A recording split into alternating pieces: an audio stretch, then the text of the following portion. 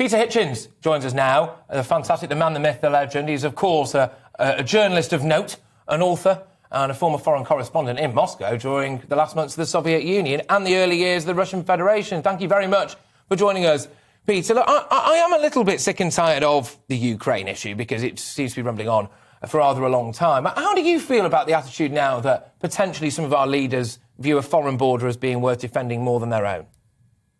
Well, I don't think you should assume necessarily that this is, as far as the leadership of the supposed West is concerned, this is really about Ukraine very much. Ukraine has been used by people who seem to want to recreate trouble in Europe. Ukraine has been used as a battering ram against Russia. There's no consideration in all this for the people or the economy or the governance of Ukraine, which could be one of the most prosperous and happy countries in Europe if only it were allowed to get on with building up its economy, getting rid of its appalling corruption, and developing a properly organised, democratic and free political system. As long as it's trapped in this position, where, as I say, it's simply used as a battering ram to smash against Russia by the new Cold War fanatics, then that won't happen, and it absolutely won't happen as long as a large chunk of Ukraine is semi-seceded. But you mustn't assume that the rhetoric is the same as the policy. In fact, it's probably the most unwise thing you can possibly do. And so how do you we mentioned that you were obviously a journalist, I think in Moscow, actually. Wow. You've been, yes. We've retired you. Yes, sorry. But Peter, what do you make of this situation now? What do you think is going to happen going forward? Because, it's not all talk. We can say it's all talk, but there's a real danger, isn't there, that it won't just be all talk on the part of Putin? Well, I suppose so, though. Think of this. Since 1945, aggressive war has been illegal under international law. You can't simply invade a neighbouring country. All kinds of terrible things will happen to you if you do, and rightly so. Though this rule doesn't apply to the United States, which is allowed to conduct aggressive wars when it feels like it. Everybody else is definitely subject to it, and Russia certainly is.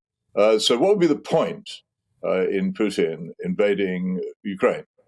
He would, I particularly doubt that he has the military capacity to capture a large part of that country, but then he would have to hold it down against very considerable opposition, probably opposition which would be quite justifiably armed from abroad.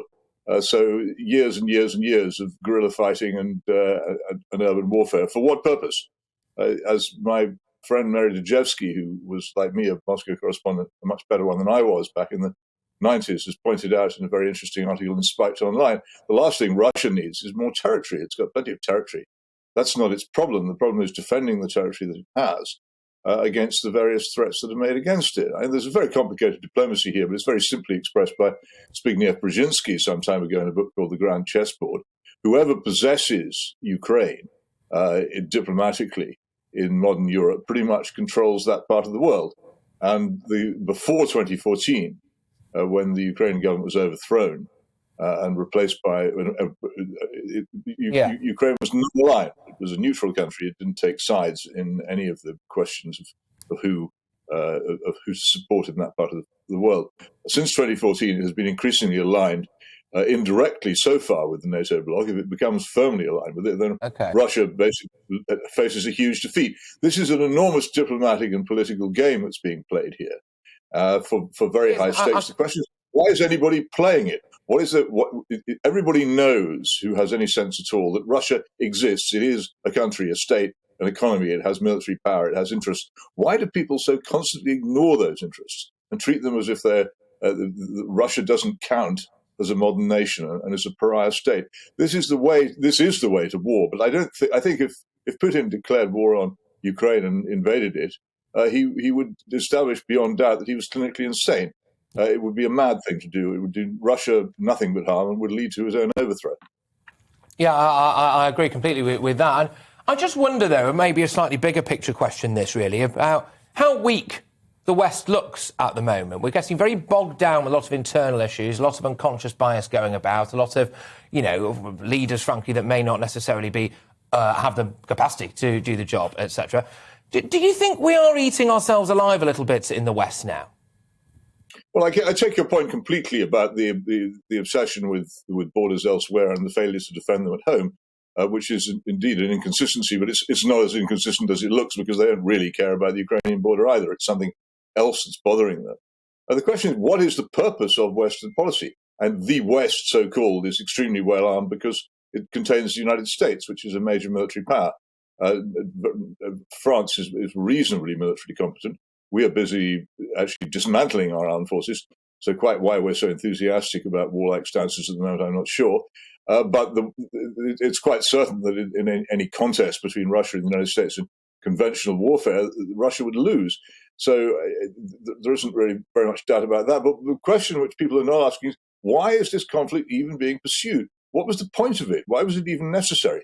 In 1991, Russia, as it then became, gave up huge amounts of territory in Europe and Asia and asked in return only for a promise that NATO would not expand east, was a promise which was given by the politicians in the West at the time. And there are huge records in George Washington University in D.C., which show that this was definitely the case. And then we broke that pledge and gave Russia the impression that we'd formed a new alliance which was fundamentally anti-Russian, and that Russia would be excluded from all the bodies which govern life in Europe, whether it be the European Union or NATO, and pushed to one side. What was the purpose of this?